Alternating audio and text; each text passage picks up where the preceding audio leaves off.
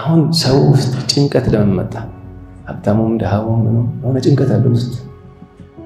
የበፊቶቹ ምስኪናቸው ቤታቸው ግባ ሲሉኝ የዱንያ ቁሳቁስ ብዙ የላቸው፣ ደሞዝ ብዙ የላቸው፣ ልጅ ብዙ ነው፣ ክፍሉ ትንሽ ነው፣ ግን ደስተኞች ናቸው።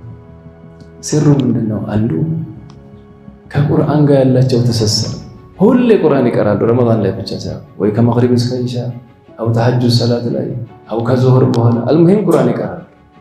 ቁርአን ካለው አንድ ፈዋኢድ ይሄ ቀኑ ሙሉ የምትሰማው አሁን የሚያስከፉ ዜናዎች፣ የሚያስከፋ ኸበር ምን ውስጥህን እንዲህ ተስፋ እንድትቆርጥ የሚያደርግ አው የመሳሰሉ ልክ ቁርአን አንስተህ መቅራት ስትጀምር ያ ሁሉ ጣሃራ እየሆነ ሄዳል። ለዚህ ነው ከቁርአን ጋር ያሉ ሰዎች ደስተኛ የምታያቸው።